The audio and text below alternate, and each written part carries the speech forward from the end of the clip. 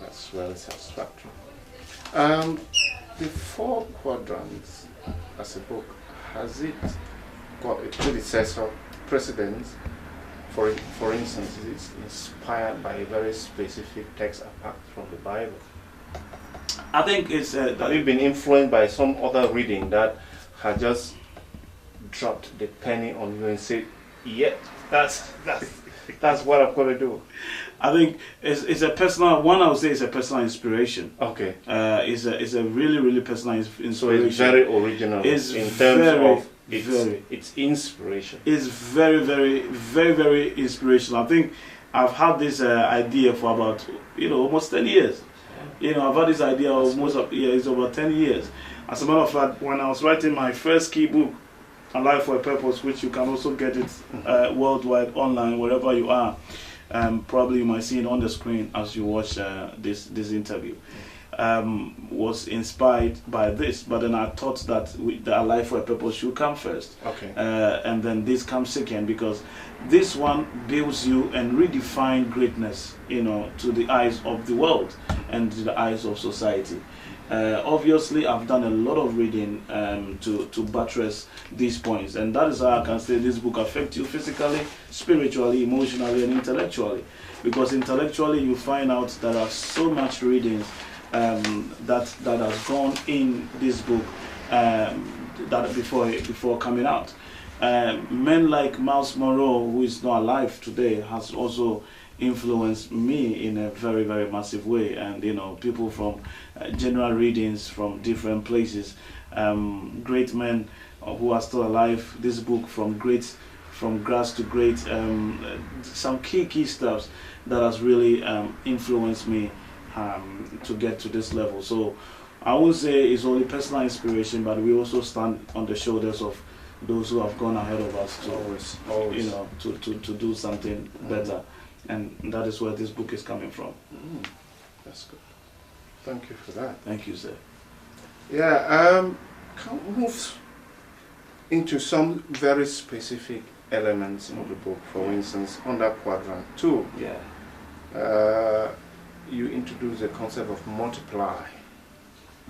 And you argue that if you fail to move to the next level after bearing fruits, or achieving your goal, you fade away. That is specifically in page 48.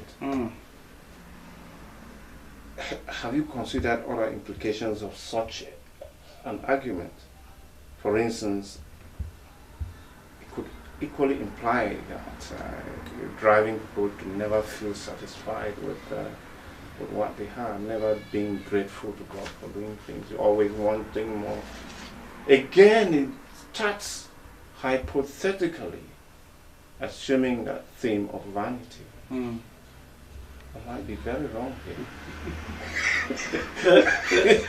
It's a deep question, to really open it up. But on the part, when you think on it in a negative way, then you look at it from a different point of view, not a negative per se, but in a different point of view, you might pick it up on that. But we are destined for more. I think, everyone listening to me, you are destined for more.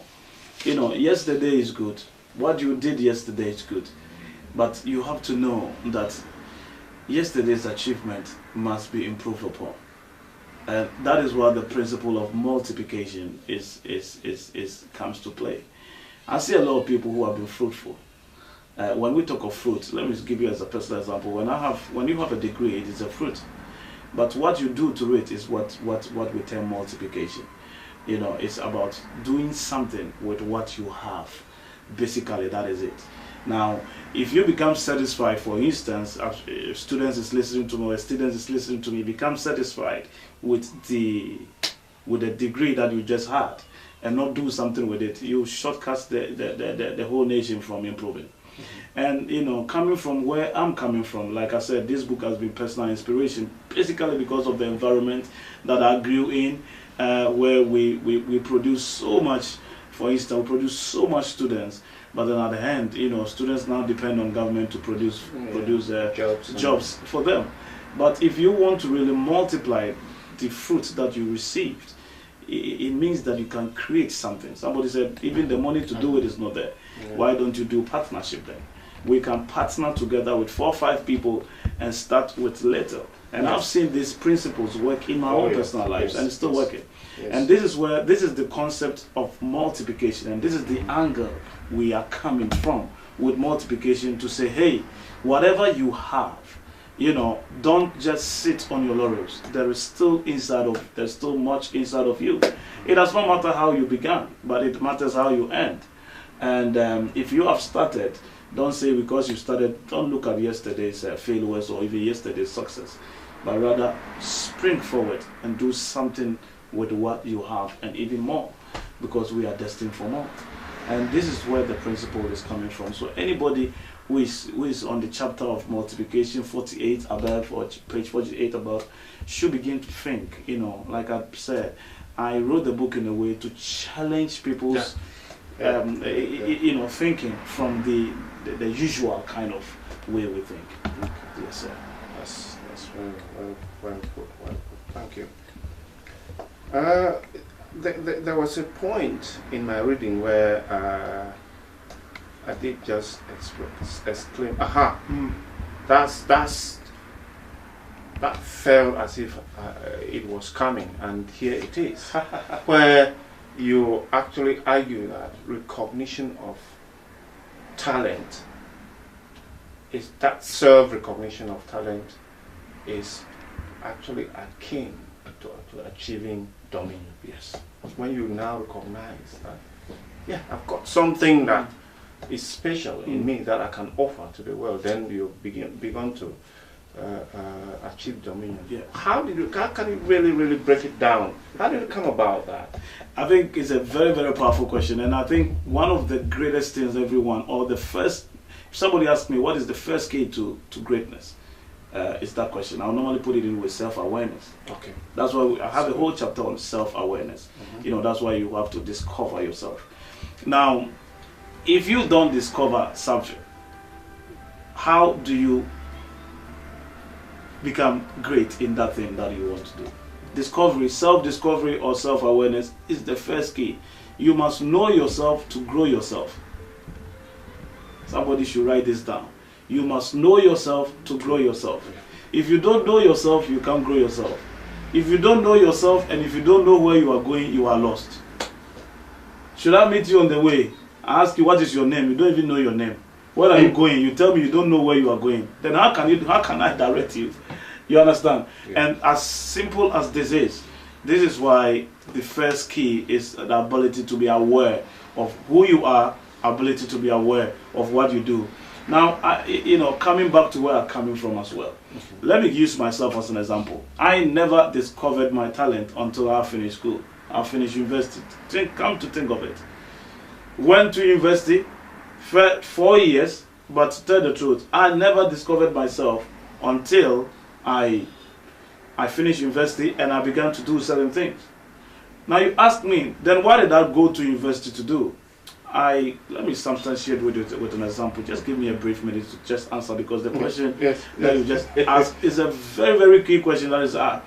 That if we can have this understanding, our world will change and our society will change. I worked with a young lady. She is doing a massive course, in the uni, and I asked her. Normally, when I want to find people to answer their self-awareness, I ask them this question, and I'm asking anybody who is listening to us: what do you want out of life? Yes, you are doing this. You are doing. What do you want out of life? If you can critically answer that question well, then I pray for you and I wish you all the well. But most of the times, whether I am in a seminar or whether I meet people on the way or when people come to me after a talk somewhere and you ask them that question, they don't know what they want out of life, even though they are doing so many things. Education is of no use to us if we are not first of all self-aware of ourselves. If you are aware of who you want to become in the next 5-10 years, then you can now educate yourself, and education becomes very, very powerful. Very, very true. Very, very true. And a whole generation is going down the lane because we are born and we have a status quo of go to school, get married, have children, have a job, and perish and go back into the grave. And that's why we normally say, like my inspiration, Miles Monroe normally say that the graveyard is the most richest place on earth, because it includes people who were never aware of themselves, who never discovered that talent, who never discovered themselves, or discovered the talent, but they played it down because society said, this is what you should do to get money. And that's why talent, discovering yourself, and the principle of self-awareness, for instance, is a principle, you can change it, is key to whatever you want to achieve in the next 20, 40, 50 years of your life. I particularly spotted this with my aha, because it means quite a lot in my own practice and in my own professional setting. But I still have this question, isn't self-awareness a product of something else? For instance, the product of self-reflection. And secondly, do we really reflect enough on ourselves? We don't, unfortunately. Yeah. We don't. Unfortunately, we don't. You know, I think today we are living in a busy world. Everything is busy. I always say 24 hours is not enough today for the average person. If you're not careful, the system of the world is structured in such a way that you wake up from morning to night, and by the time you sink into your chair, you are so tired. And at the end, you ask yourself, what have I done with my life? You are chasing something as well. God have mercy. You are chasing actually looking at yourself. So, reflecting yourself is the key component to discovering yourself. Yeah. And because a lot of people cannot reflect or think of the set time to think, every successful person, they miss out the product of awareness. You know, busyness, hurriness. We are always in a busy. 3 things that will destroy you. 1 is busy. 2 is hurry. 3 is noise. I'm not talking of outside noise. I'm talking of inside noise in your mind. You know, mental and psychological noise. Well, so many of us crack up anyway. And that's why I keep telling exactly, and that's why I keep telling people that we need to be disciplined. Now, what this book will get you, it will get you to be disciplined. You know, motivation gets you growing. I always tell people, and so I don't motivate people. And if you are watching this, we are not doing this interview, and Doc is not interviewing me just to motivate you. I want people to be disciplined, and that's what this book is coming in. Motivation gets you going, but discipline gets you growing. Now, my question to somebody listening to me is, do you want to just go, or you want to grow? I like growing people, and that's what this book is written. It's growing big people, and it will grow you no matter who you are. To grow you, because it will pick you from process to techniques, from levels to levels. And that's why I would say. Thank you very much. Yeah, the other thing is that sometimes you read, and if you are somebody who has the habit of reading and trying to imagine that, what if this was being read by somebody who was thinking in this way? And that's the way I read.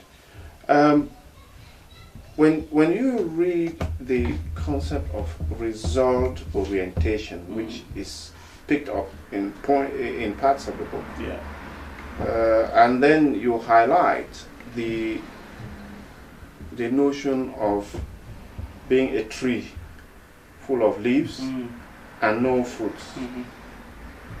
An interesting metaphor, isn't it? But some trees are planted for their leaves.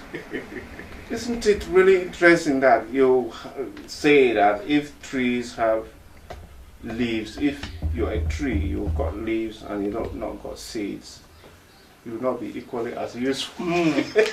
That's a, you know, I like. Thank you very much for this, because it is a key stuff. One of the things that I can say is that, you know, if we are to put all the ideas into the book, you won't have you can't even read it. And today, whenever, as an author, when you're writing a book, you also take into perspective, a lot of people don't like to read, so you have to get people to read. And I also appreciate interviews like this, because I like, it brings out the author's mind. You know, like you rightly said, there are some trees that are not supposed to bear fruit. Plant them for their leaves.